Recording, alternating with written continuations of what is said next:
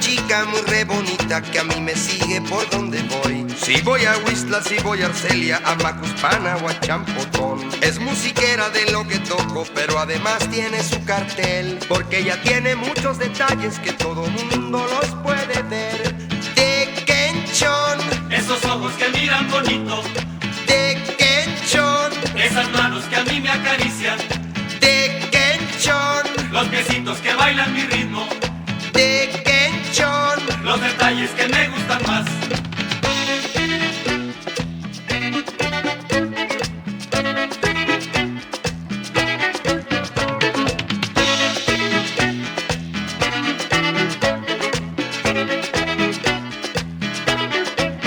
Tengo una nena que a mí me quiere porque le gusto como yo soy. Me sigue a Huautla, me sigue a Puebla y a Catemaco por puro amor. Es muy graciosa, joven y rica y es muy bonita como mujer. Pero las prendas que la decoran, todito el mundo las puede ver. De Quén Chon, Esos ojos que miran bonito. de Quén Chon, Esas manos que a mí me acarician. de Quén Chon, Los piecitos que bailan mi ritmo. de Quén Chon. Los detalles que me gustan más.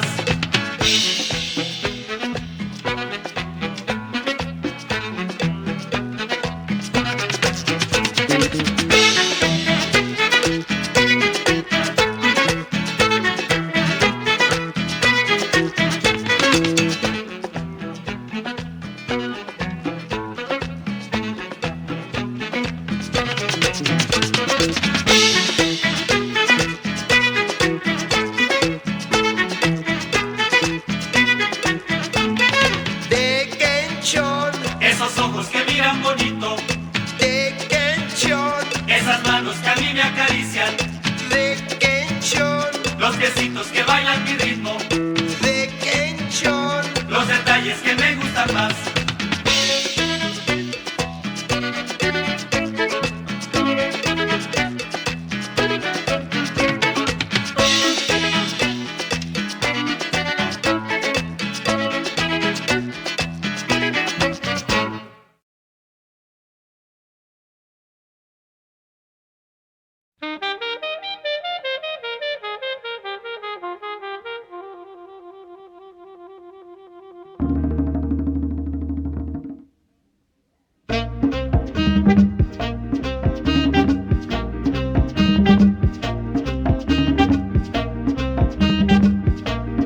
La la la la la la la la la la la.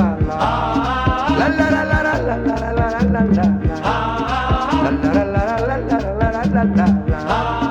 La la la la la la la la la la.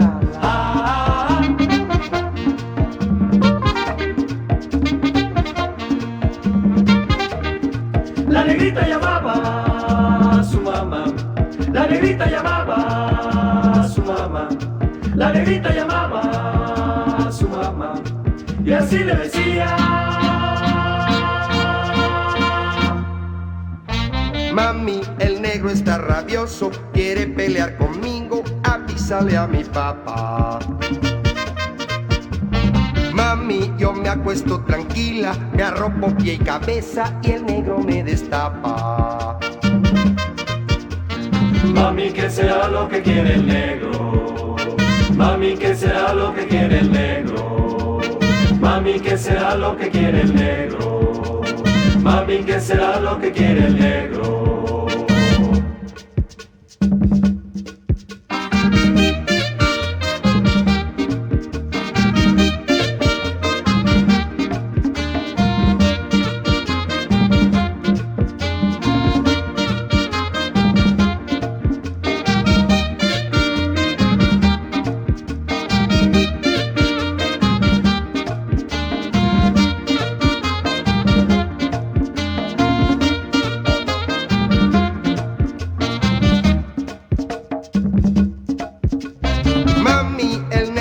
Rabioso, quiere pelear conmigo, avísale a mi papá. Mami, yo me acuesto tranquila, me arropo pie y cabeza y el negro me destapa. Mami, ¿qué será lo que quiere el negro? Mami, ¿qué será lo que quiere el negro? Mami, Mami, ¿qué será lo que quiere el negro? Mami, ¿qué será lo que quiere el negro? Mami, el negro está rabioso, quiere pelear conmigo, avísale a mi papá. Mami, yo me acuesto tranquila, me arropo pie y cabeza y el negro me destapa.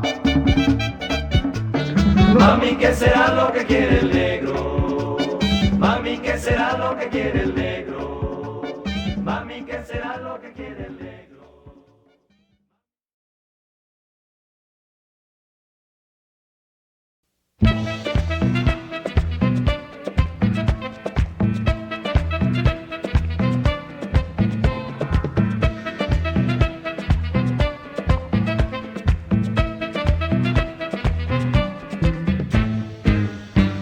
Anoche cuando bailaba vi que mis pasos daba de dos en dos. Era que estaba temblando y con tanta bulla ni se notó. El ritmo que se tocaba tenía más fuerza que todo aquel temblor. Y nadie quiso salirse para dejar ese pachangón. ¿Dónde te agarró el temblor? En medio de la cocina. ¿Dónde te agarró el temblor? Bailando con Catalina. ¿Dónde te agarró el temblor? En casa de la vecina. ¿Dónde te agarró el temblor? Muy cerquita del portón.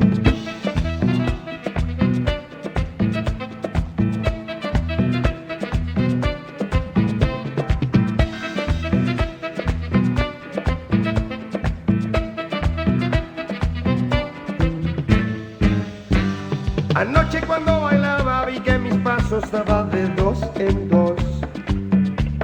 Era que estaba temblando y con tanta bulla ni se notó. El ritmo que se tocaba tenía más fuerza que todo aquel temblor. Y nadie quiso salirse para dejar ese pachangón. ¿Dónde te agarró el temblor? En medio de la cocina. ¿Dónde te agarró el temblor? Bailando con Catalina. ¿Dónde te agarró el temblor? En casa de la vecina. ¿Dónde te agarró el temblor? Muy cerquita del portón.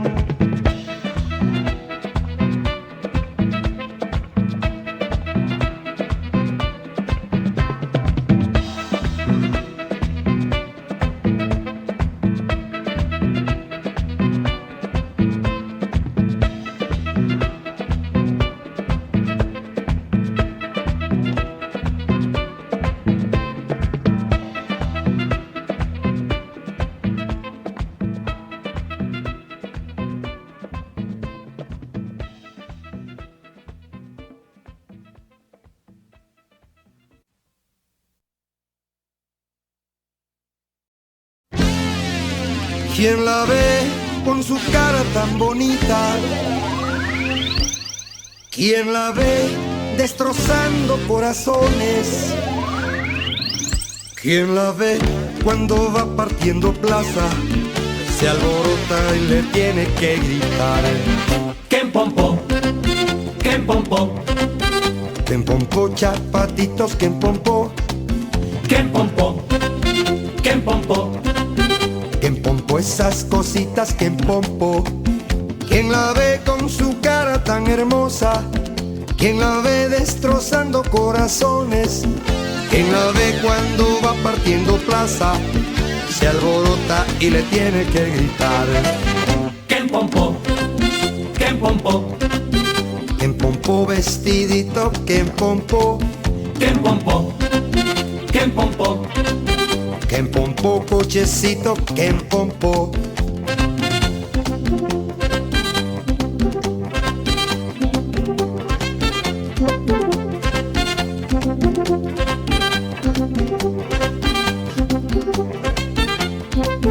¿Quién la ve contoneando las caderas? ¿Quién la ve destrozando corazones? ¿Quién la ve caminando por las calles? Se alborota y le tiene que gritar. Quén Pompó, Quén Pompó, Quén Pompó, vestidito, Quén Pompó. Quén Pompó, Quén Pompó, Quén Pompó, cochecito, Quén Pompó. Quén Pompó, Quén Pompó, Pompó, chapatitos, Quén Pompó. Quén Pompó, Quén Pompó, Quén Pompó, esas cositas, Quén Pompó. Quén Pompó, Quén Pompó, Quén Pompó, Quén Pompó, Quén Pompó, Quén Pompó, Quén Pompó, Quén Pompó, Quén Pompó, Quén Pompó, Quén Pompó, Quén Pompó, Quén Pompó, Quén Pompó.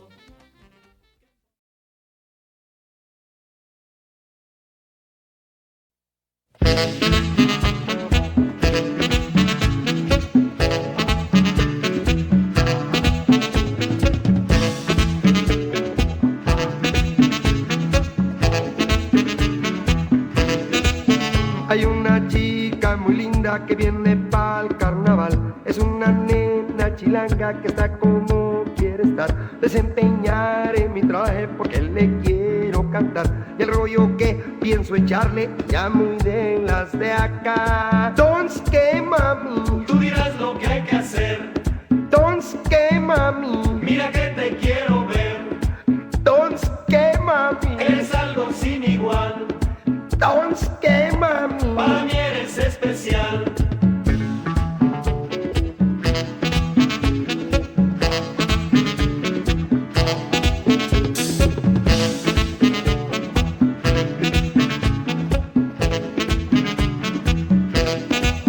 Esa chamaca tan chula baila muy bien rock and roll. La rumba, el mere que tenga el 6x8 y el son. Desempeñaré mi traje porque le voy a cantar. Y el rollo que pienso echarle irá muy de las de acá. Tons que mami, Tú dirás lo que hay que hacer.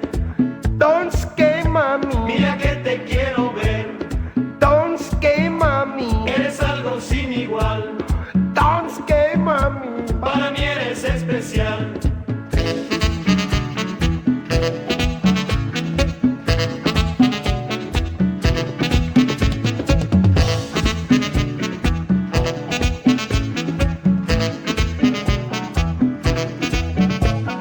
Tons que mami, Tú dirás lo que hay que hacer. tons que mami, Mira que te quiero ver.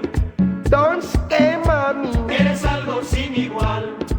tons que mami. Para mí eres especial.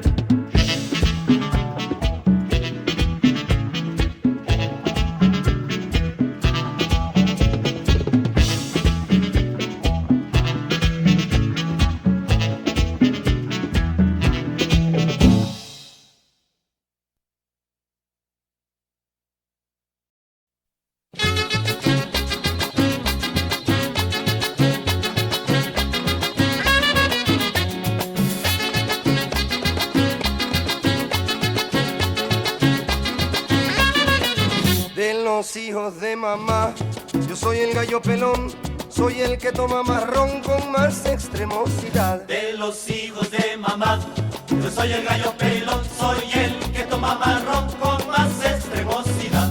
Comadrita la rana, Señor, señor, llegó su marido, sí señor, ¿y qué le trajo? un rebozo, ¿De qué color? verde limón, Vamos a misa, tengo camisa, oye el sermón, no tengo calzón, la botellita tiene tapita, y el botellón. no tiene tapón. Quítale, quítale, quítale, quítale el tapón.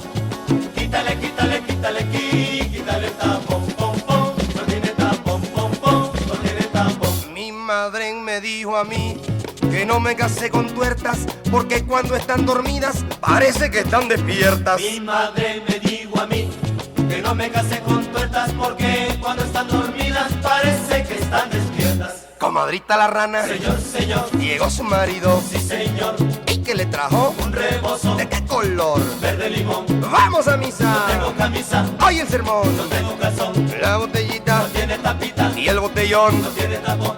Quítale, quítale, quítale, quítale el tapón. Quítale, quítale, quítale, quítale el tapón, pom, pom. No tiene tapón, pom, pom, no tiene tapón.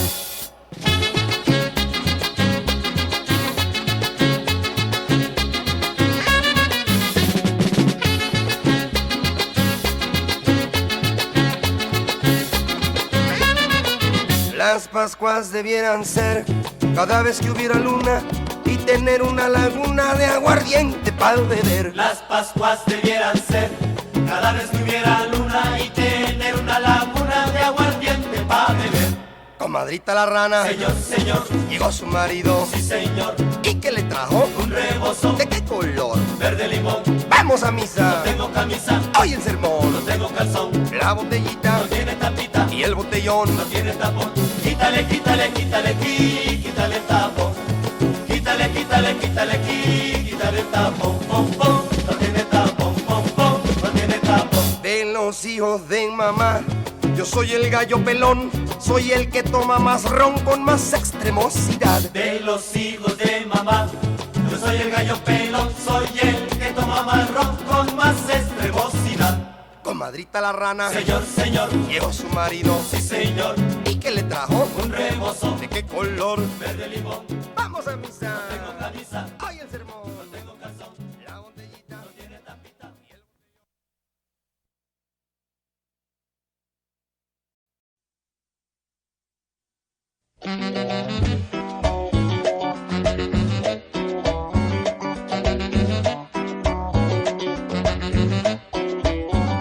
La mujer moderna ya no quiere trabajar, no le gustan los quehaceres ni las cosas del hogar, no les gusta la costura, no les gusta cocinar, no les gusta la lavada ni se diga de planchar. Pero para el amor Y la bailada, para eso sí que no, te dicen nada, pero para eso de la vacilada, eso sí se lo aprenden. de volada. Pero para el amor Y la bailada, para eso sí que no, te dicen nada, pero para eso de la vacilada, eso sí se lo aprenden. de volada.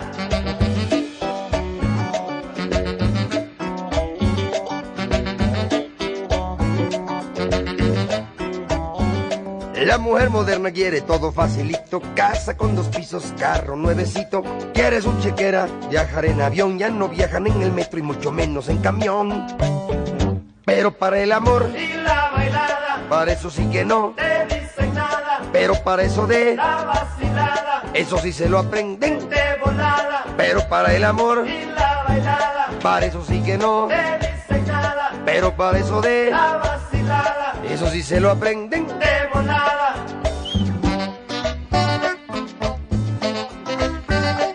Macorina, ponme la mano aquí.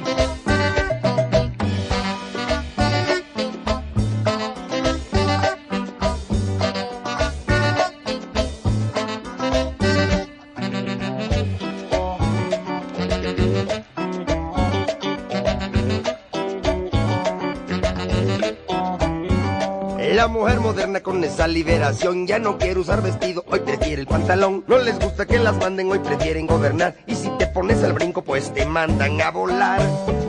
Pero para el amor, Y la bailada, para eso sí que no, te dicen nada, pero para eso de la vacilada, eso sí se lo aprenden. de volada. Pero para el amor, Y la bailada, para eso sí que no, te dicen nada, pero para eso de eso sí se lo aprenden.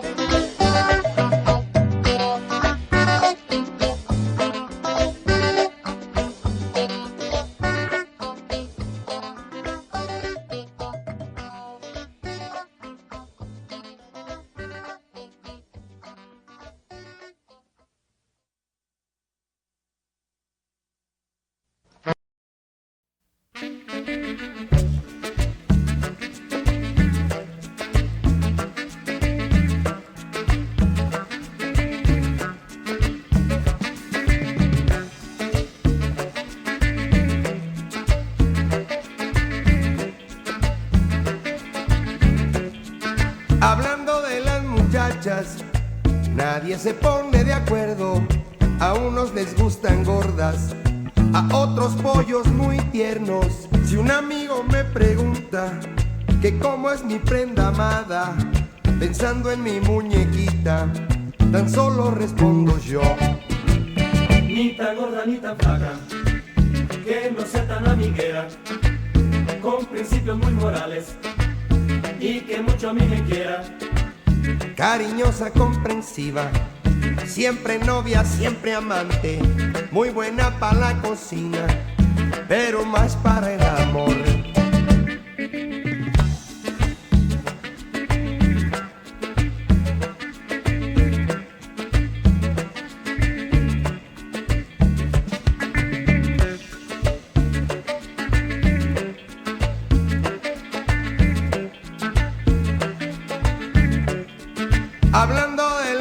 muchachas hay por demás discusiones, que si una potranca es dócil o tiene mil pretensiones. Por eso te recomiendo que pongan mucho cuidado a los mensajes que manda tu sufrido corazón. Ni tan gorda ni tan flaca, que no sea tan amiguera, con principios muy morales y que mucho a mí me quiera. Cariñosa, comprensiva, siempre novia, siempre amante, muy buena para la cocina, pero más para el amor. Ni tan gorda ni tan flaca, que no sea tan amiguera, con principios muy morales y que mucho a mí me quiera. Cariñosa, comprensiva, siempre novia, siempre amante, muy buena para la cocina, pero más para el amor.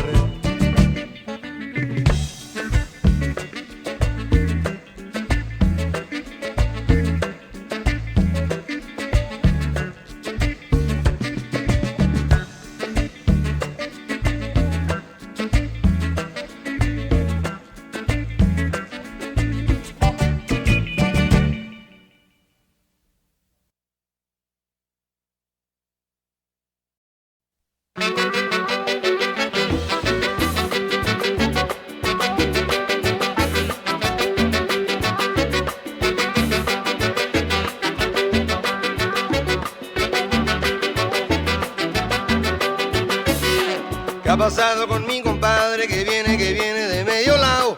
¿Qué ha pasado con mi compadre que viene tan preocupado?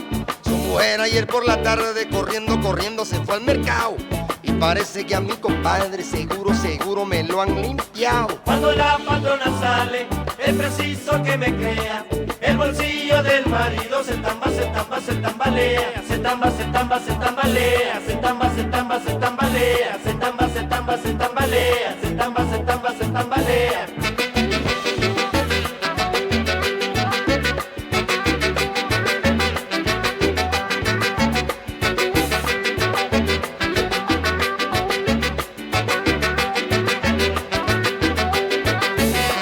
Para todos los que me escuchan, seguro les digo tengan cuidado, porque sé que a muchos de ustedes seguro les ha pasado. Duérmanse con un ojo abierto y el otro medio cerrado, y a la puerta de su ropero le meten un buen cantao. Cuando la patrona sale, es preciso que me crea. El bolsillo del marido se tambalea, se tambalea, se tambalea.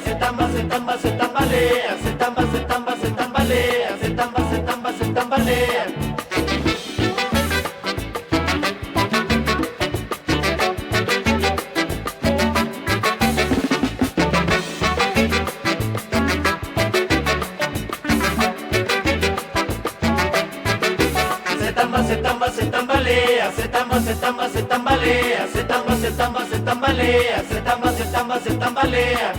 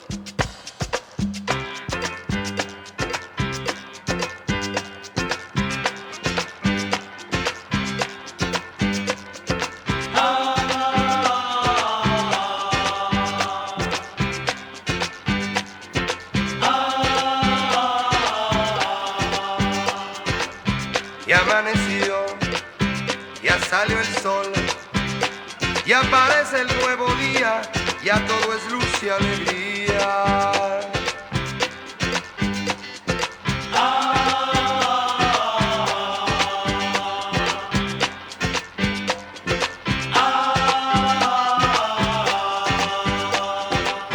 El colibrí, el platanal, se divisa el caserío, se oye el murmullo del río.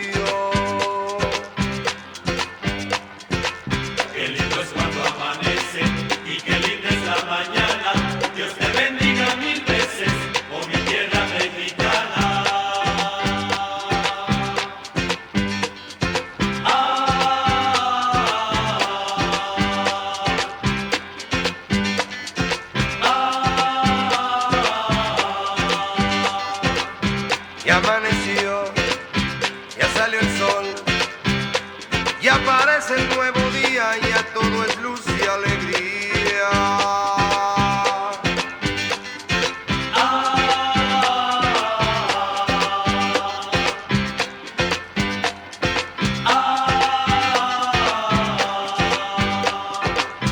El colibrí, el platanar, ya se divisa el caserío, se oye el murmullo del río. Qué lindo es cuando amanece y qué linda es la mañana. Dios te bendiga mil veces por mi tierra mexicana.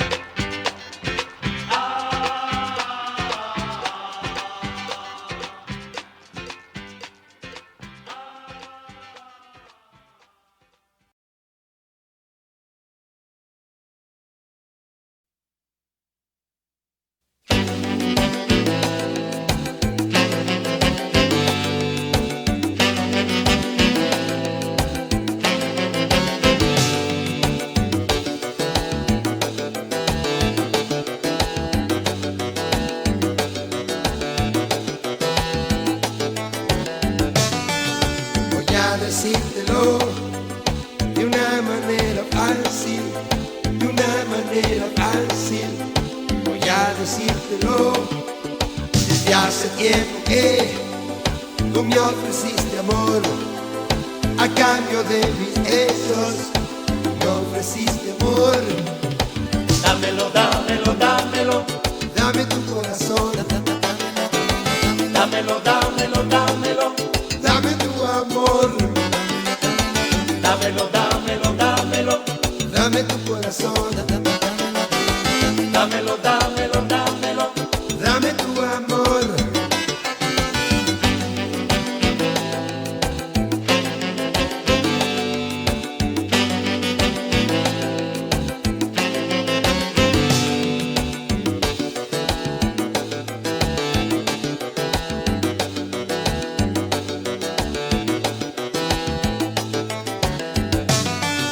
Voy a decírtelo de una manera fácil, de una manera fácil. Voy a decírtelo desde hace tiempo que tú me ofreciste amor a cambio de mis besos. Me ofreciste amor. Dámelo, dámelo, dámelo. Dame tu corazón. Dámelo, dámelo, dámelo. Dame tu amor. Dámelo, dámelo, dámelo. Dame tu corazón. Dámelo, dámelo, dámelo. Dame tu amor. Dámelo, dámelo, dámelo. Dame tu corazón. Dámelo, dámelo, dámelo. Dame tu amor. Dámelo, dámelo, dámelo. Dame tu corazón. Chico Che, Dámelo, dámelo, dámelo. Dame tu amor.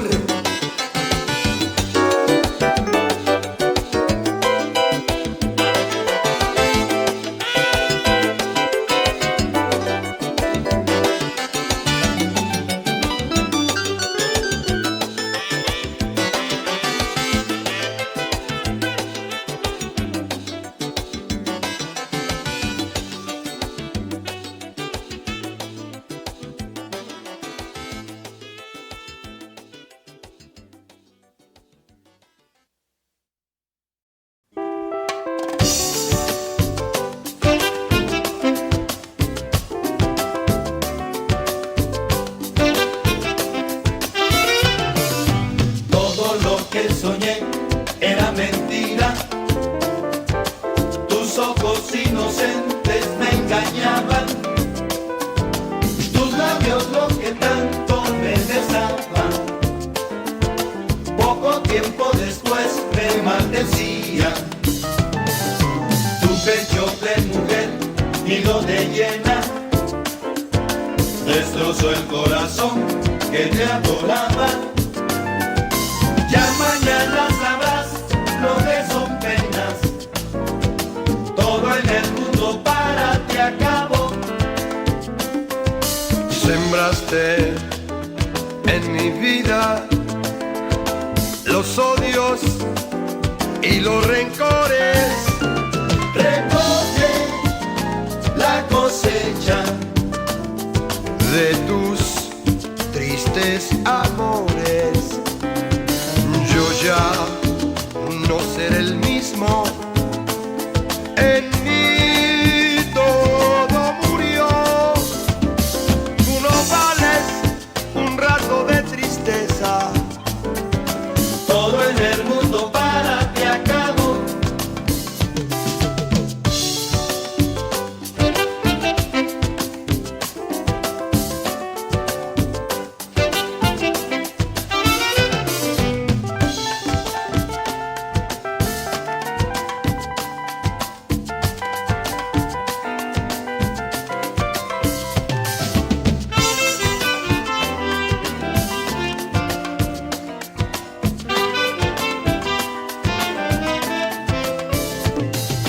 Tu pecho de mujer, nido de hiena, destrozó el corazón que te adoraba.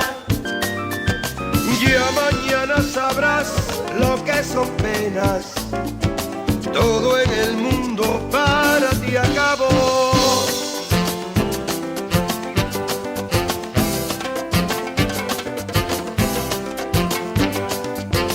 Falsa mujer, eres falsa.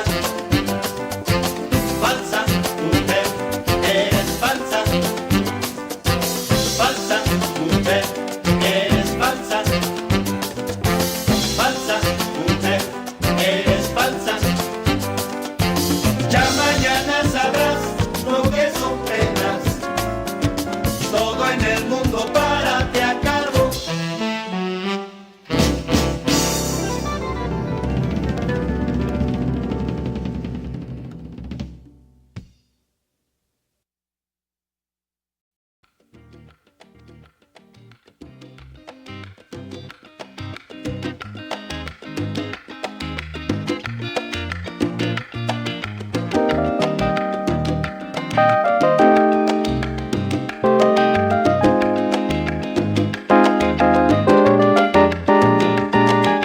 Estas son mis manos, tómalas. Tuyo es mi cuerpo, vívelo. Y haz de mi boca húmeda el nido de tus ansias locas. Estos son mis sueños, víveme. Tuyo es mi silencio, siénteme. Hoy que necesito oírtelo, hoy te necesito toda. Quiéreme hasta que no pueda más y después quiéreme más, más que ayer, más que mañana, mucho más. Llévame donde no se pueda más y después cuídame bien, como si fuera mi cuerpo de papel.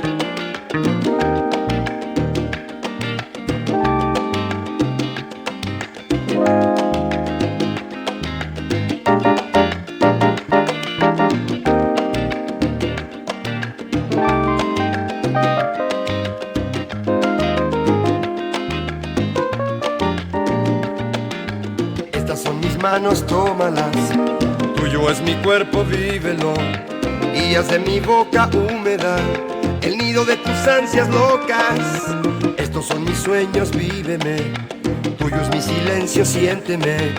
Hoy que necesito oírtelo, hoy te necesito toda. Quiéreme hasta que no pueda más y después quiéreme más, más que ayer, más que mañana, mucho más.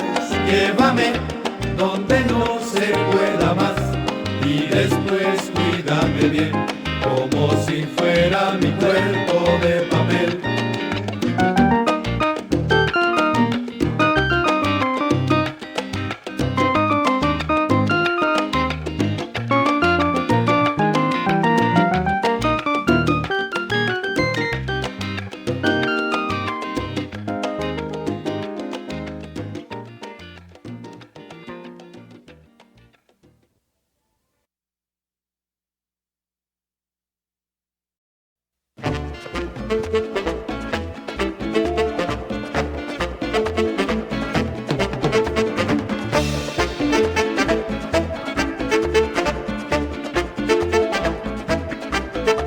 Yo soy un muchacho guapo, faran, fan, flirting, fanfar, que le gustan las chamacas y le gusta vacilar.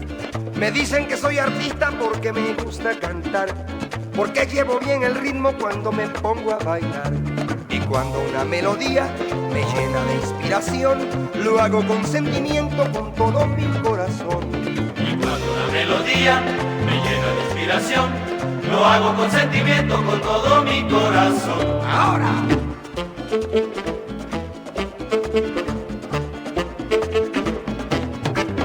Ahí.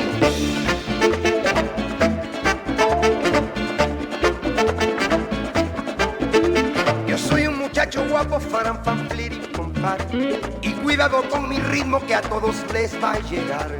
Cuando ataco mi instrumento lo hago con mucho sabor y pongo en mi movimiento todo lo que siento yo. Y cuando una melodía me llena de inspiración, lo hago con sentimiento, con todo mi corazón. Y cuando una melodía me llena de inspiración, lo hago con sentimiento, con todo mi corazón. ¡Ay!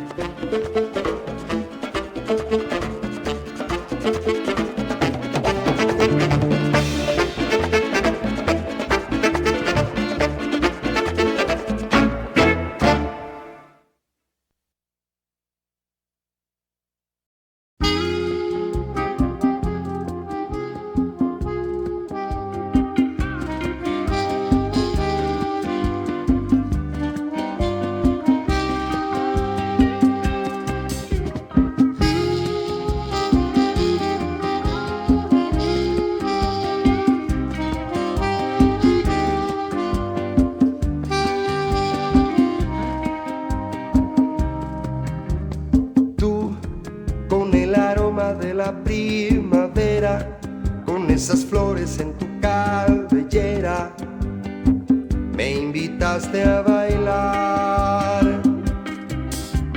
Yo, que como incauto pez mordí el anzuelo, llevando el ritmo me enredé en tu pelo, para bailar así.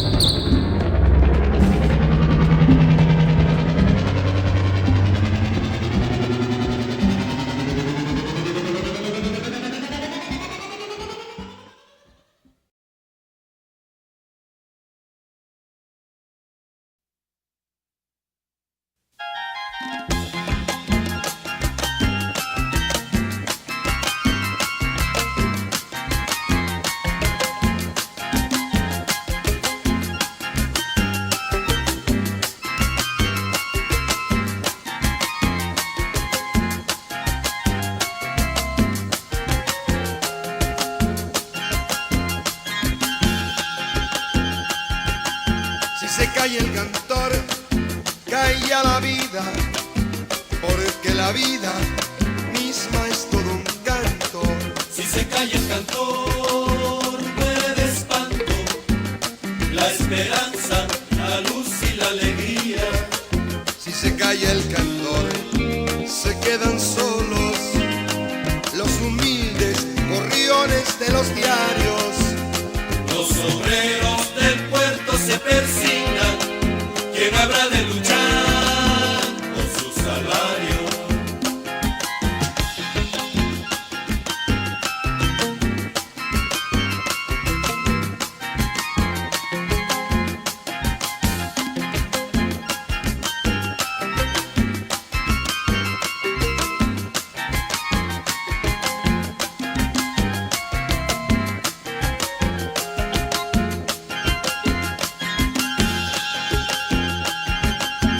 Se calla el cantor, muere la rosa. ¿De qué sirve la rosa sin el canto? Debe el canto ser luz sobre los campos, iluminando siempre a los de abajo. Que no calle el cantor, porque el silencio cobarde apaña la maldad que oprime. No saben los cantores de agachadas, no callarán jamás de frente al crimen.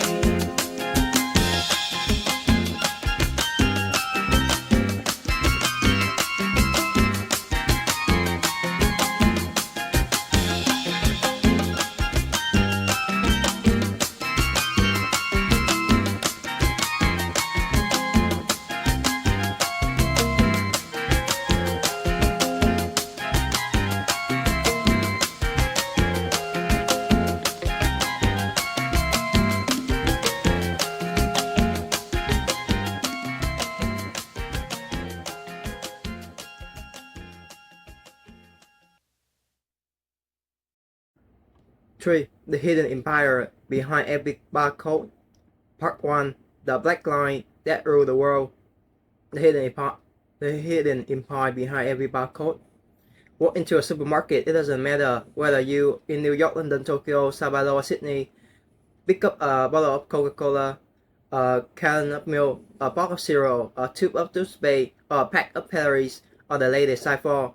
At the checkout counter, the cashier barely look at the product. Instead, they turn it over, scan the flash red beep. Instantly, the computer knows exactly what the product is. Its name, its brand, its size, its price, its tax category, whether it's on promotion, how many units it remains stock, whether another shipment should be ordered. An entire transaction takes less than a second. To us, it feels completely ordinary. We have seen thousands of times. So how many times we were stopped and asked what the most important, the most important question. How does the computer know not just the rise? How does it know that this particular bottle is a 500 ml Coca-Cola and not the 20 and 30 millimeter version sitting inside it? How does an Amazon warehouse robot know which cell contains the exact structure you order? How does Costco track meal products moving through hundreds of warehouse every day? How can hobby store identify the correct medication from thousands of nearly identical packages? How do customer official organize products arrive from every corner of the world? The answer isn't the barcode itself. The black line don't contain all information. In fact, what the biggest misconception in modern commerce is believing that a barcode is simply a tiny database print on the package. It isn't.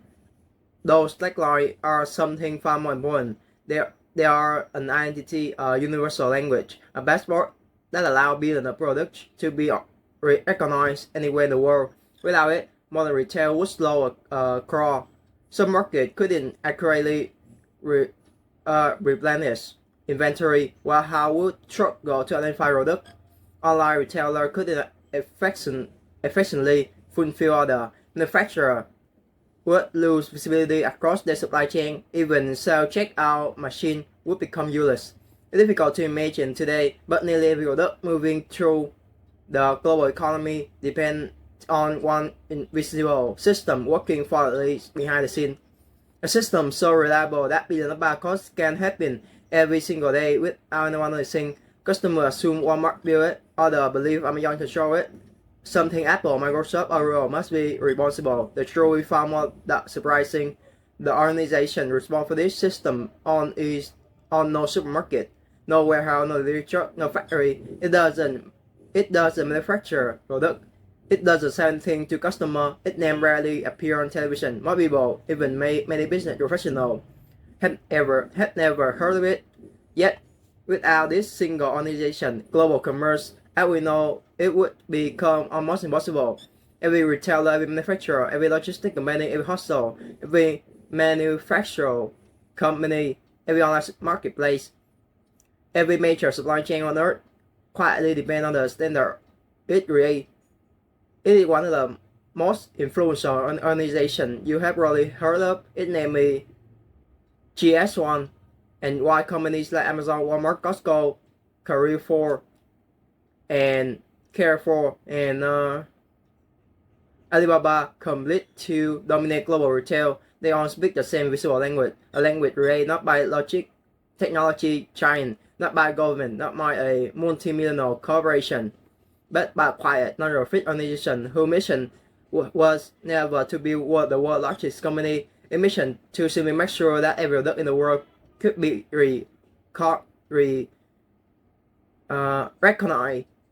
recognized instantly. That simple idea transformed modern commerce. But to understand why barcode standard become one of the most important inventory in business history, we need to travel back to a time before scanner, before self checkout, before Amazon. When every price tag was attached by hand, every inventory count was done on paper, and every supermarket struggled with the same basic problem. Because before the barcode became a language of global trade, retail sales was drowning in chaos. Part 2. Before the barcode, every supermarket was fighting the same problem. Today, it takes only a few seconds to buy a week worth of grocery. A cashier scans each item, beep beep beep. The total appears instantly. Inventory update automatically. Loyalty points are updated. The receipt is printed. The products disappear from the store stock database before you even place them in your shopping bag. It feels faultless, but for most of retail history, none of this existed. In fact, before the barcode, running a supermarket was one of the most labor-intensive businesses in the world. The problem wasn't selling product. It was knowing what product you actually had. Imagine walking into a supermarket in the early 1960s. The shelf looked familiar. Roll of canned food, fresh product, laundry, detergent, boxes of cereal, soft drink, thousands of different products filling every aisle. To customer, the experience seemed almost identical to today. Behind the scene, however, the store operates very differently. Every single product carry a manual attached, sell sticker, price sticker. The cashier enter the price one item at a time using a mechanical cash register. If a price changes, employee had to remove the old sticker and make a new one to every individual product. Supermarket with 20,000 items might spend entire day simply updating price label. It's a slow, expensive, and full mistake. Cashier accidentally typed the wrong number. Label fell up. Products were placed on the wrong shelf. Customer argued about prices. Manager struggled to verify who was correct, but pricing wasn't even the industry's biggest problem. The inventory were when the product was sold, the supermarket had not automatically recorded it. Someone had to count the sale manually. Employee walked aisle after the aisles with clipboard writing down quietly by hand. At the end of the day, those handwriting notes were transferred into ledger. Manager estimate what need to be recorded. Sometimes they guessed correctly, often they didn't. Popular product unexpectedly disappear from sale. Less popular product accumulate in storeroom for months. Retailer wasn't just losing sales, they were wasting enormous amount of money. As the market grew larger during the post-war consumer boom, the problem became impossible to ignore. By the late 1950s, a typical American supermarket carried several thousand different products. A decade later, that number had doubled. Some Soon it reached 10,000. Every new product increased complexity. Every new supplier created another layer of paperwork. Every additional checkout lent multiple the opportunity for human error. The industry faced a paradox. The market had become incredibly successful, but their success threatened to overwhelm them. The larger they become, the harder they become to manage. Retail is executive across North America began asking the same question: how can a store exactly know what I sold? By instance, a customer buy it. It sounds not impossible. Remember, this was long before personal computer, long before cloud computing, long before the internet. Even storing large amount of business data electronically was an enormous technical challenge. Yet, one company believed the problem could be solved. That company was IBM. Throughout the 1960s, IBM engineers worked closely with retailer, manufacturer, and grocery industry organizations, searching for a practical method of automatically identifying product. The challenge proved much harder than anyone expected. The identification system needed to satisfy several impossible requirements at once. It had to be inexpensive enough to print on billions of paper, durable enough to survive transportation, readable with a fraction of a second, simple enough for cashier to use without specialized chaining, flexible enough to identify millions of different products, and perhaps the most importantly, every manufacturer had to agree to use them in the same system. Without universal adoption, the entire idea would fail. Once the market couldn't use a code, why another use something different? Manufacturer couldn't bring the separate label for every retailer. The industry didn't merely need a new technology, it needed a common language, a universal standard that every company could trust. The more experts examined the challenge, the more they realized something surprising. The real problem wasn't printing backline on the package. That part was relatively easy. The difficult part was deciding what those lines actually meant. Who would assign product number? How could duplicate number be an event? Who would guarantee that bottle of shampoo manufactured in one country wouldn't accidentally receive the same identification number as a box zero produced somewhere else? Someone needs to manage the system, not a retailer, not a manufacturer, but at a neutral authority trusted by anyone. At the time, few people understood how important that decision would become because they believed they were solving a checkout problem. In reality, they were laying a foundation for a universal identification system that would eventually connect to a market, warehouse, hospital, factory, port, custom agency, e-commerce, platform, and global supply chain across more than 100 countries. And underneath now was a code that every machine could read. And the man who would have read it had already begun scratching the answer years earlier, inspired not by mathematics, but by muchos raw in the sand and the beach. Part 3. The birth of barcode, the simple idea that changed the global commerce forever. Long before billions of products carried barcode, long before supermarket scanner became commonplace, long before Amazon warehouse filled with autonomous robots, the solution to one retail big problems began with simple conversation between those guaranteed students. It was 1948 at Resource Institution of Technology in Philadelphia. A local supermarket executive had approached one of the professors with that sound like an impossible request. Could someone invent a way for a grocery store to automatically identify products at checkout? The idea was revolutionary. At the time, nearly every transaction depended entirely on human eyes and human hand. Machines could count money, but they could not bring recipe. But they couldn't recognize what they were looking at. The professor wasn't interested. He declined the road check, but Watson happened to overhear the conversation. His name was Bernard Silver. Intrigued, he shared the challenge with his friend Norman Joseph Woodland, an engineer and with an unusual style for solving complex problems. Neither man realized they were about to help create one of the most influential business standards in history. Woodland became obsessed with the question, how could the machine recognize the different products instantly? The answer didn't arrive on laboratory, it arrived on the beach. According to Woodland on recollection, he was sitting in the same mind me thinking about Morse dot dashes, a symbol combination capable of representing enormous amount of information. As he absentmindedly tracked his finger through the sand, he stretched the dot and dashed into long vertical lines. Suddenly, an idea emerged. What if the machine could read pattern, optic and thin line instead of letter? The line could represent number, the number could identify product, and the product could recognize automatically. Yes, it was astonishingly simple. Yet decade ahead of its time, in 1948, Woodland and Silver filed a patent for what they call classifying apparatus and method. They already decided to resemble on rectangular backup in our today is that it looked like a bullseye, a series of concentric circles radiating outward from the center.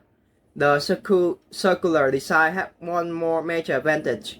It could be scanned from almost any angle. The cashier wouldn't need to perfectly align product with a scanner. In theory, it was brilliant. In practice, it wasn't. Reading technology in the era lacked sufficient precision. The ink often bled across the circles, making them difficult for early optical scanner to interpret accurately. The concept worked. The manufacturing technology did not. For years, the invention remained little more than an interesting patent. The world simply wasn't ready. The computers were enormous. Electronic components were expensive. Laser scanner had not yet become commercial practical. Automatic identification remained a fascinating idea. Searching for the right moment in history, the moment finally arrived in the late 1960s. So the market had become dramatically larger. Product variety is low. Labor costs in rich. Inventory era multiply. Retail is good. It would no longer ignore the growing inefficient. This time, the grocery industry wasn't looking for experience. It needed a real solution. A committee known as the Ad Hoc Committee on Uniform Grocery Product Code brought together manufacturer, retailer, and technology company to create a single identification standard for the entire industry. Several competing designs were proposed. Among them, there was a system developed by IBM. Leading the technical work was engineer George Laura.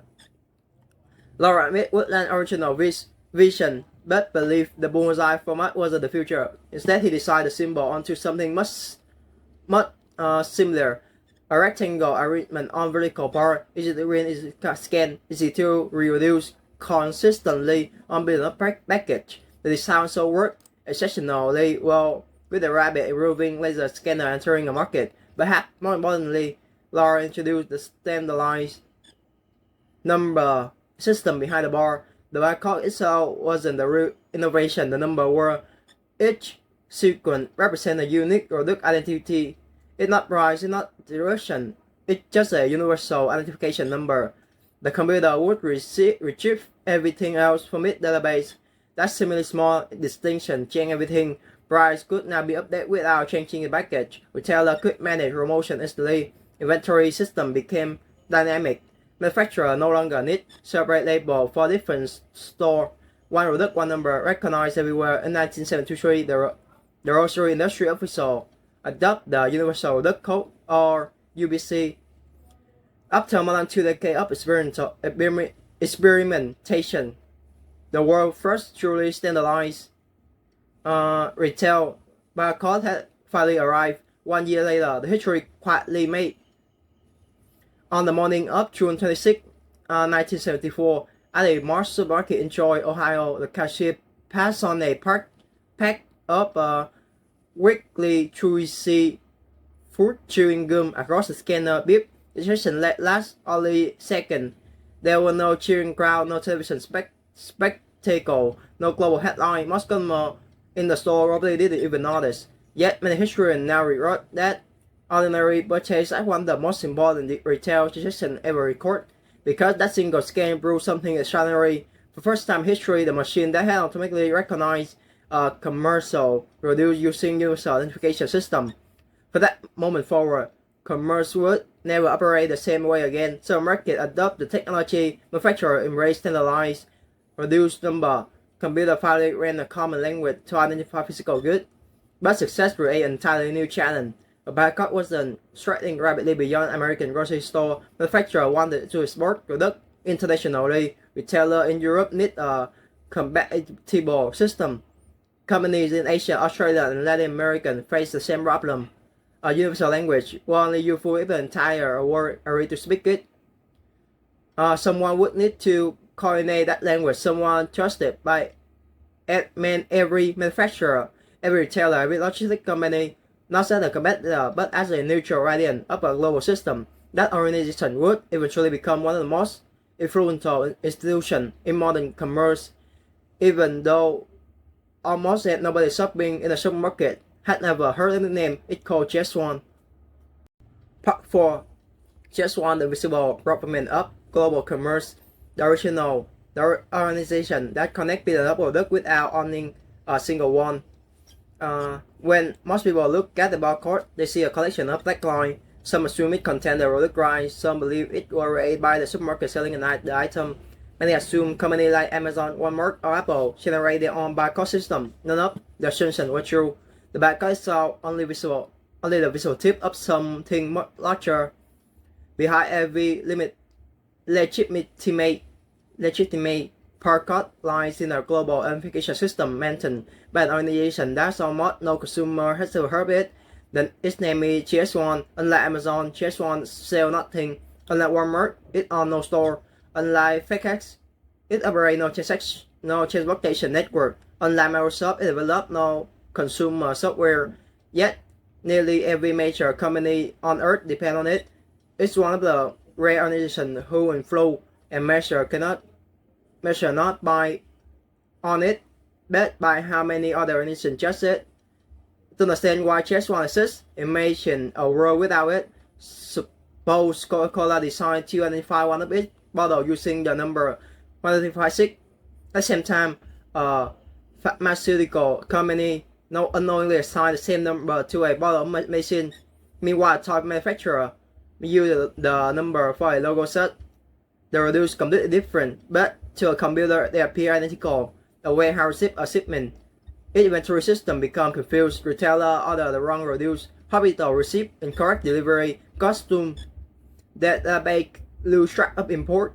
Automated warehouse begin placing completely unrelated products in the same location. Within days, modern technology would descend to chaos. The problem isn't scanning. The problem is identity. Every physical product needs a unique identity that no other product in the world can accidentally duplicate, and someone had to guarantee that uniqueness. That's the precisely what Chess1 does. Rather than assigning barcode one product at a time, Chess1 made it for global numbering system. So manufacturer become license number. Each company receives a unique Chess1 company reflex. From that reflex, manufacturer create an identification number for every product it produces. The result is remarkably elegant. Two companies can independently create millions of products without ever generating the same identification number. The system scales almost infinitely. Whether you are local berry selling homemade jam or multi-millionaire, a corporation manufacturing hundreds of thousands of different products, the language remains exactly the same. This universal identification number is called the global J of item number or GTIN. The barcode simply represents the number informant machine can read. That distinction is crucial. The barcode is not identity, it's merely the label carrying the identity. Think of a passport. A passport book isn't your identity. The number inside is similarly printed. Black bars are simply the visual represent of a global unique product number.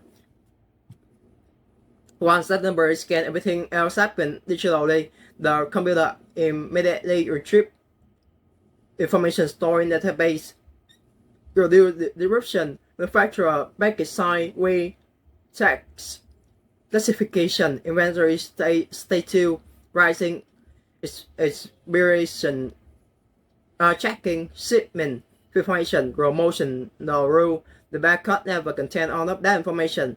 It simply tells the computer which product they should be talking about. Over time, just one spent far beyond retail today. It maintains the entire family of global standard. The CTIN, identify reduce, the GLN and global location number, and identify company, warehouse, factory, hostel, and distribution center. The LSCC or serial shipping container code, identify individual logistic unit subject, pallet and shipping container additional standard, identify shipment access, medical cert device, and even business document moving through supply chain together. There is something extraordinary, a universal language that allows completely different computer systems to communicate without confusion. Imagine a manufacturer in Germany shipment reduced to a retailer in Canada. The factory may use SAP, the shipping company may operate Oracle, the warehouse may use Microsoft Dynamics, the retailer may rely on robotic inventory software under normal circumstances. The system would struggle to share information. Yet because they all recognize the same just one identifier, they speak common language, the technology itself become almost visible. And that visibility is precisely what makes it powerful. Today, just one operates in more than 100 countries, supporting millions of businesses and enabling billions of packets scanned every single day. Every supermarket checkout, every warehouse receiving dock, every e-commerce fund filling center, every pharmacy, every hospital supply room, every custom checkpoint, every automated distribution center. Most of them depend on just one standard without customer ever realizing it. Perhaps the most remarkable aspect of organization is its neutrality. Just one does not compete with the company using its standard. Amazon and Walmart are competitor. Coca-Cola and Pepsi compete. Apple, Samsung compete. FactSet and DXL compete. And yet all of them rely on the same identification language, because trust is only possible when no single company controls the system. If one retailer on the world barcode standard, every competitor would eventually reject them. Just one success because it functions more like an international standard organization than a commercial enterprise. Its authority come from cooperation rather than ownership. Inflow come from consistency rather than market dominance. And over the past 5 decades, that quiet philosophy had helped create one of the largest invisible networks ever built, but assigning unique entity to reduce and solve only half the problem. Knowing what a product is doesn't explain where it is. Every day, billions of products travel through factory, distribution center, cargo aircraft, container ship, regional warehouse. How can a company follow every one of those products across supply chain, stretching thousands of miles? The answer lies in the hidden ecosystem of scanner, warehouse, software, and logistic network, where simple barcodes become the heartbeat of modern commerce. Top 5 the barcode that run the world. Amazon, Walmart, Costco, and modern logistics actually work into Amazon fulfillment center. From the outside, it looked like an enormous warehouse. Inside, it resembled something closer to a living organization. Thousands of workers move continuously between towering cells. 100 autonomous robots glide slightly across the floor. Conveyor belt carry package in every direction. Computer screen constantly update. Machine communicate with other machine. Produce survive, product lift, product arrive, product lift. Every second, another customer somewhere in the world linked by now. Within minutes, that system begin moving through an incredibly complex network. But before the robot can retrieve a product, before a warehouse employee can package, before a delivery truck can load it, the system must answer one deceptively simple question. Recently, did this subject? That answer begins with the barcode. Not because the barcode tells Amazon everything, but because it gives Amazon something far more valuable, a universally recognized identity. Imagine ordering a black wired computer mouse to human description seems clear enough. to computer, however, almost meaningless. Which brand, which generation? Bluetooth or USB receiver, left-hand edition, European packaging, North American packaging, retail or book packaging, even product that appear identical may actually represent those are not different stock keeping units. A single mistake might means the wrong products arise at a customer door.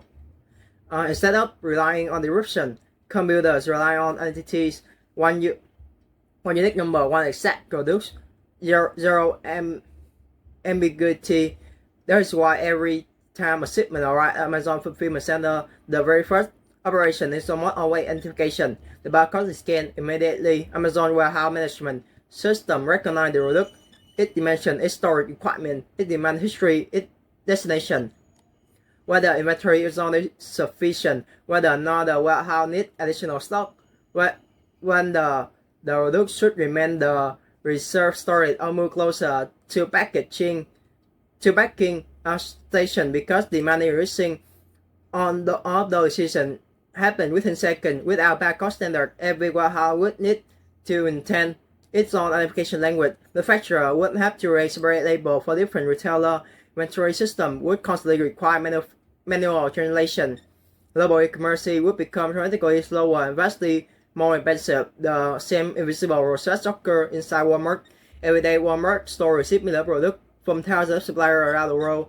Food, electronic, clothing, medicine, hardware suppliers, seasonal merchandise. Each supplier operates different factory, different computer system, different generating company, different country.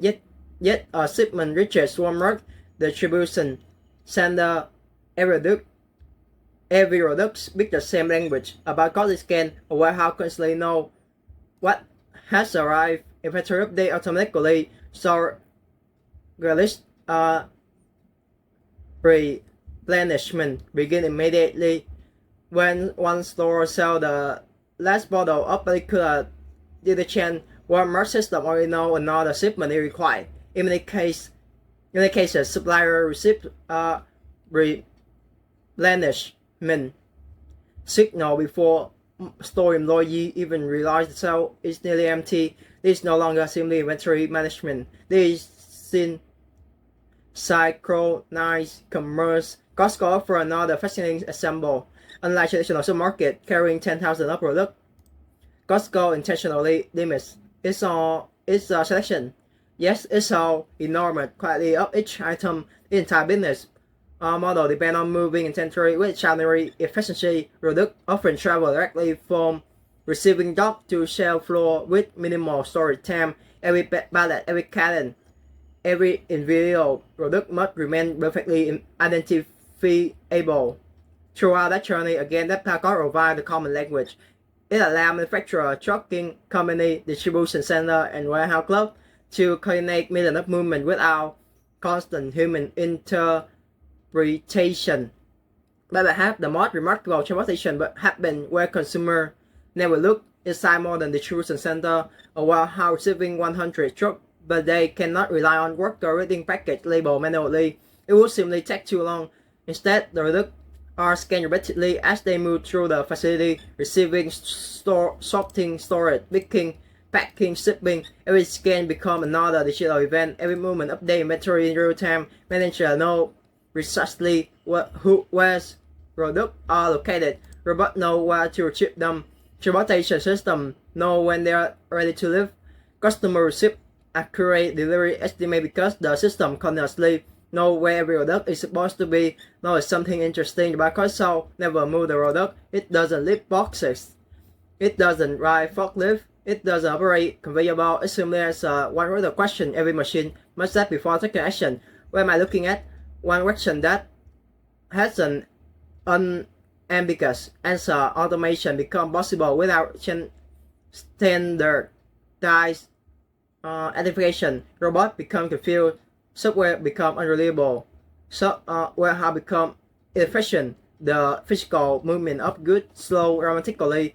In many ways, the barcode play the same role product that internet protocol play for computer. The network because every device follow the follow common communication standard. Your laptop doesn't need to know who manufactured a server before sending information. Both systems already speak the same language. Global commerce work for the same reason. Factory in China, port in Singapore, distribution center in Germany, retailer in Brazil, hospital in Japan, e-commerce platform in United States. They may never use the same software, but they may never belong to the same company, but they all recognize the same reduced identity and all share that language. Quietly Power, one of the largest systems humanity had ever made. Yet you try to retell it only one chapter of the story. Because one reduced leak the way how they continue to travel through an even larger network. Hospital use barcode standard to refine life-saving medication and like check aircraft component across decades of serving pharmaceutical companies authenticate medical device shipping company and identify pallet moving across continent. Custom agency process international CJ factory coordinate product line involving thousands of suppliers, but barcode has escaped the supermarket. It has become the universal language of physical commerce, and that's even a bigger problem, a bigger question.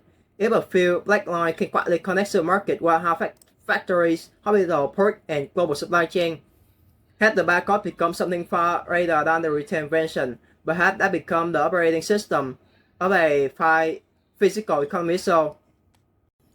Barcode beyond retail, the visible language that connects the entire global economy.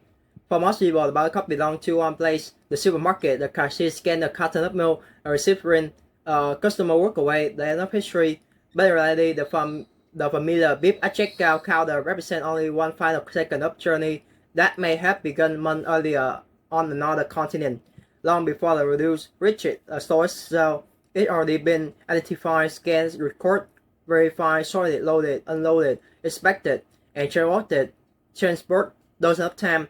Every step depends on the same invisible language, and that language stands far beyond retail. Imagine a pharmaceutical company manufacturing a life-saving vaccine. The stakes are dramatically higher than selling grocery. The supermarket scanning the wrong bottle of soda may inconvenient for a customer. A hospital admin is stirring the wrong medication can cost a life. For that reason, medicine requires shadowy precise identification. Each shipment carries standardized identifier recognized by manufacturer, distributor, hospital, pharmacy, and regulator. When vaccines leave the factory, they begin accumulating a digital history: manufacturing batch, release date, expiration date, store requirement, distribution record, arrival confirmation, hospital inventory, patient administration.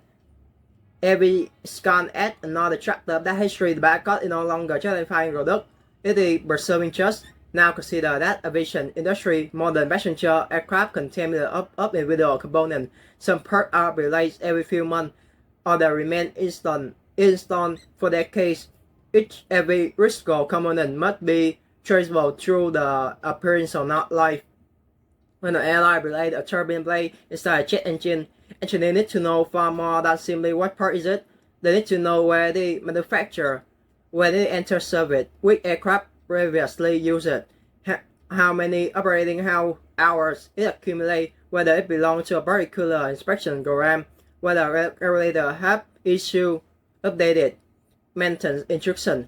That level of traceability depends on standardized identification system remarkably similar to those who use in retail. The barcode quietly follow the component through the entire life cycle: manufacturing, installation, inspection, removal, repair, replacement, retirement.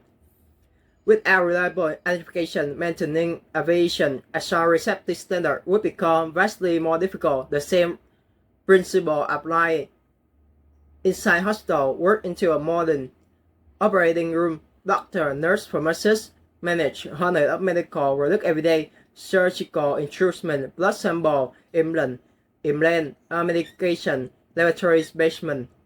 Every item must be correctly identified before use. The hospital now scan medication immediately before stirring them.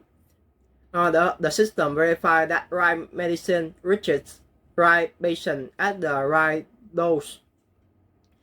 1 week scan can prevent potentially catastrophic human error. Again, the barcode itself doesn't make the medical decision. It should ensure everyone is referred to exactly the same object. That consistency saved life. Manufacturing had undergone a similar transformation decade ago. Factories rely heavily on paper instruction, work manually record production number, component worth, and check using handwritten document. Today, manufacturing line operating very differently. As component move from one workstation to another, barcode scanning automatically update production system. Machine know which operation come next. Quality control station know which inspection are required. Packing system know which label belong on finished product. Finished good enter warehouse on the carrying globally recognized entity. The product digital line begin before it ever reach a customer. International shipping depend on the same visual infrastructure. Everyday middle of carton move through a port, airport, rail terminal, and trucking hub. A single container vessel may carry more than 20,000 shipping container. Inside those containers are hundreds of thousands of individual products. Each with their own entity is connected to purchase order, invoice, custom declaration, warehouse system, and retail inventory without standardized identification. Global chain would slowly, dramatically, customer feel would spend cardless tower up, manual verifying shipment, distribution center would struggle to track incoming cargo, retailer would receive incomplete or inaccurate deliveries. The speed of international commerce would decline almost overnight. This is why many logistics experts describe the barcode as digital passport of physical good. Just as traveler carry passport that allow government to recognize who they are, products carry globally recognized identifier allowing computer system to recognize what they are. And identity become before movement. Recognition come before automation. Just become before J. Perhaps the most fascinating aspect of the entire system is no single company control it. Amazon depends on barcode standard. So there's Walmart, Costco, Alibaba, FedEx, the Excel, Ups, Mercedes, Toyota, Johnson & Johnson, Nestle, Apple, Samsung. Companies fiercely compete in the marketplace. Yet behind the scene, they cooperate through a common identification language. Competition would be impossible without collaboration. Competition would be possible without collaboration. In factual level, they will operate the paradox of modern capitalists. The world's largest competitor quietly rely on the same invisible standard every single day, and those standards continue evolving. Traditional one-dimension barcode are usually shown by QR code, capable of carrying richer information. Manufacturer can now connect physical reduce directly to digital service. Consumer scanner packet immediately access user manual, warranty registration, cycling instruction, and authenticity verification, nutritional information. As the update, government are beginning to require digital product passport, especially for battery, electronic, and sustainable product. Instead of simply identifying an item, future product identifying may reveal where raw material are originated, how products were manufactured, how many carbon they generate, how they should eventually be recycled. The barcode evolving from an identifier into a bridge between the physical and digital world, and that evolution raised a fascinating possibility. What if the product could communicate far more than their identity? And what if every physical object became part of the connected global information network? Because that future is only beginning. That's one, again, the question is the organization behind most of that information is a technology giant, is an online retailer, and this isn't government.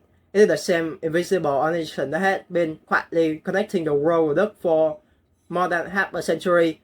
The next generation of global commerce is only taking shape, and the humble barcode is preparing the biggest transformation yet. Part 7. Beyond the barcode, the next generation of product identity. For more than 50 years, the barcode had done one job remarkably well. It answered a simple question: why this product? The answer has built modern retail. It transformed supermarket, automated warehouse, or enabled global supply chain. But the world is beginning to ask a different question: what else can product tell us? The answer is changing the future of commerce. Once again, work through almost any supermarket today, you notice something new appearing beside the familiar black bars. Store pattern, a tiny pixel like block QR code. For years, QR code were viewed as completely separate technology. Restaurants use them for digital menus, and like use them for pouring baskets. Cause consumer scan them to visit website. But now one of the world's oldest retail technology quietly merged one of its newest, GS1, called Digital Information GS1 Digital Link. At first glance, the chain seems small. A traditional barcode identifying a product. Digital Link does that and much more. Imagine buying a bottle of olive oil. Today, a supermarket scanner simply recognize the product. Tomorrow, that same code would instantly connect you to an entirely digital history where the olives were harvested, which factory bottled them, whether the product has been recalled, its nutritional information, its carbon footprint, intrusion for recycling the package, even recipe specification for that exact product. The package itself becomes an information portal, not because more information is printed on the label, but because every product gains a secure digital identity. Connect to the internet. This represents the profile soup. For decades, physical product and digital information exist separately.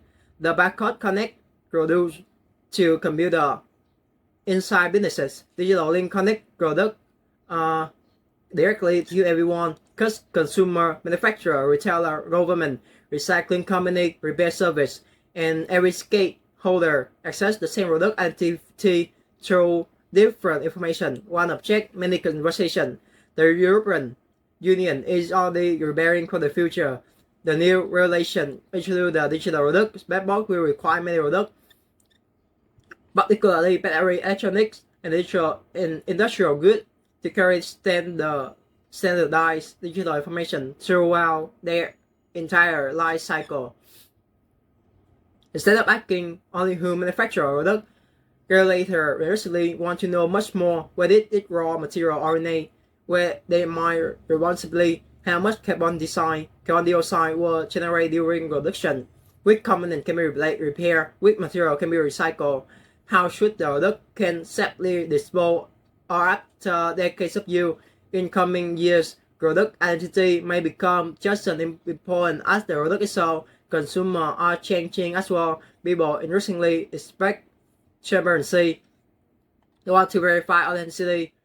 Luxury brand fight counterfeiting by allowing customers to continue genuine product with a simple scan. Food company provide a farm-to-table traceability. Cosmetic manufacturer disclose ingredient sort. Medical company improve patient safety. Every scan creates confidence, and confidence has become a valuable commercial asset. Meanwhile, warehouses are becoming dramatically more intelligent. Traditional barcode scanning requires a line of sight. Someone or something must see the code, but another technology begins to complete the barcode, or GFID, or radio frequency identification.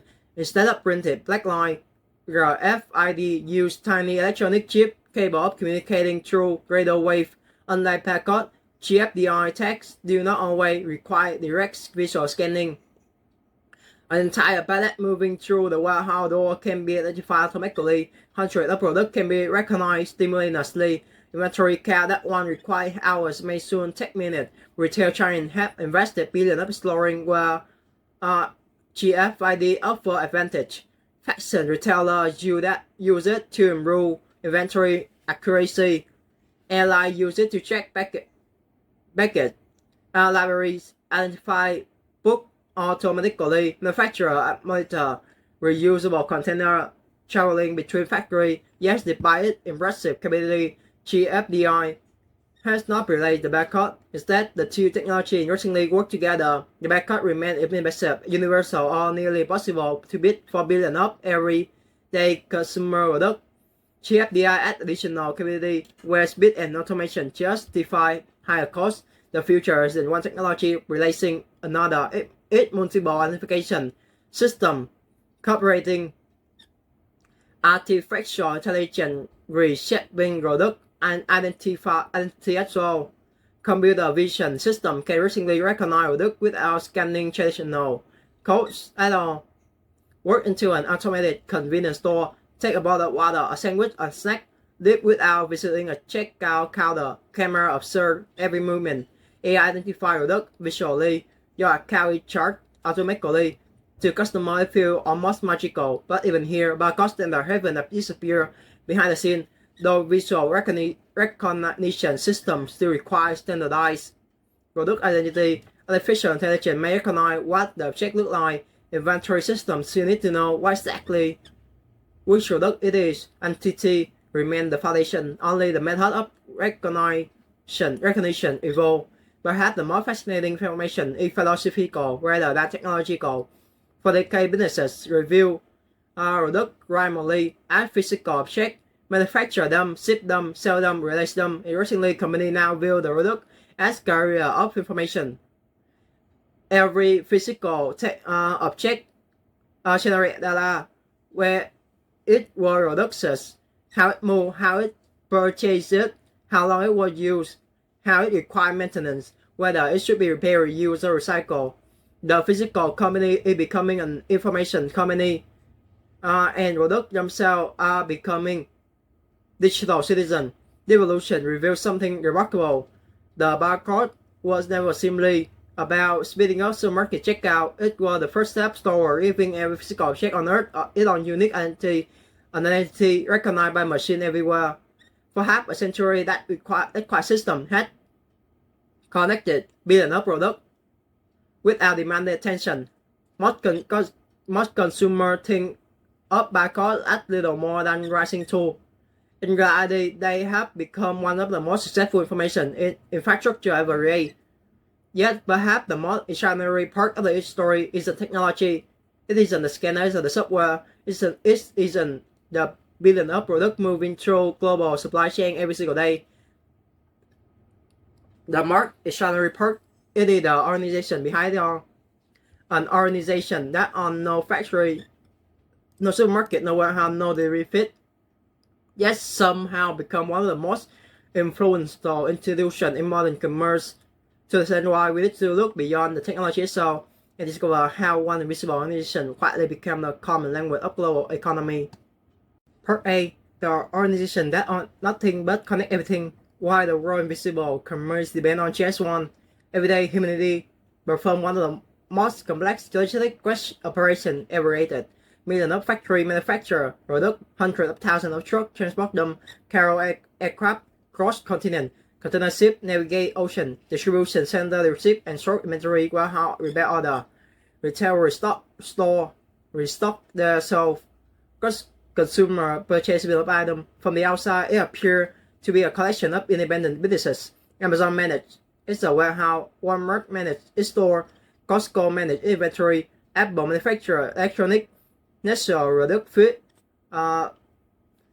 Pfizer develop medicine, FedEx move package. Each company seems to operate within its own world, but beneath all of them lie a shared infrastructure, not highway, not port, not railroad, not cell line, a divisional language, a language that allows every product to be recognized, every shipment to be understood, and every computer system to speak another without confusion. That language was not rated by the world's largest retailer, nor by the world's largest technology company. It was rated by an organization whose greatest achievement is almost nobody notices. Just one on the product. It manufactures nothing. It operates no supermarket, no warehouse, no carrier fleet, no online market. It earns no revenue from selling consumer goods. Yet it quietly enables trillions of dollars in global trade every year. That kind of flow is extremely rare. More powerful organizations become visible because they accumulate assets, land, factory, technology, patent, capital just want to accumulate something different. Just and the manufacturer just a unique product number will remain unique. Every retailer trusts that the same barcode will identify the same product anywhere in the world. Every logistic company trusts that shipment moving across continents are speaking the same language. That just cannot be purchased. It must be maintained continuously, and perhaps that is just one rated accomplishment. It has remained neutral. Imagine if Amazon on the world barcode system. Would Walmart willingly depend on it? Would Alibaba? Would Carrefour? Would Target? Almost certainly not. The system worked precisely because no competitor control it. Just one function, less like cooperation and more like global standard. Illusion. Its role is not to compete. Its role to ensure that competition remains possible. That this idea appeared throughout modern civilization. The internet depends on common communication protocol. Banking depends on standardized financial messaging. Civil aviation depends on international safety standard. Shipping depends on standardized container. Likewise, retail supply chains depend on standardized product identities. In the infrastructure, it's rarely receive public attention. But without it, everything built on top of it becomes unstable. In many ways, just one represents one per assemble an invisible economy. An organization whose success is measured by how it facilitates everyone else's success. When you scan grocery at self-checkout, just one already done its job. When the Amazon packet arrives exactly on the order, just one already done its job. When hospital verify the correct medication before treatment, just one has done its job. When customer office roses international shipment contain thousands of different products, just one has already done its job. Illustrated victory are almost always invisible. No headline celebrate the barcode that worked correctly. No news airport praised the warehouse because every product was identified accurately. No customer thanked the numbering system that prevent the shipping error. Success is measured by the absence of failure, by transactions that happen so smoothly that they appear ordinarily. And perhaps that is defining characteristics of modern infrastructure. The most important systems are often the ones that never think about. Electricity, GPS, Internet protocol, shipping container, aircraft maintenance, and barcode standard. It quietly supports enormous portion of the global economy while remaining almost completely visible to the people who benefit from them every day. So the next time you visit a supermarket, pause for a moment before placing an item into your shopping cart. Turn the packet over. Look at the barcode. Those simple black lines are not merely there to speed up checkout. They represent decades for engineering, international cooperation, business standardization, technology evolution, and what about electric coordination effort ever achieved by a private sector. Every line represents something larger than so, or miss that this product can be recognized anywhere in the world, or miss that million independent company can trust one another without ever meeting, or miss that the physical economy can move at digital speed. Most people will never notice it. And that is what exactly the point. The right infrastructure really demand attention. It simply works quietly, reliably, building uptime every single day because the hidden empire behind every barcode was never built to become famous. It was built to make a global commerce feel effortless. And perhaps that is the right measure of success any visible organization can achieve. When the entire world depends on your work, yet almost no one knows your name. Fade to black.